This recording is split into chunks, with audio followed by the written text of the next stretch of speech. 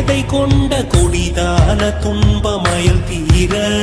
குறவாளர் குன்றில் உரை பேதை கொண்ட கொடிதான துன்பமயல் தீர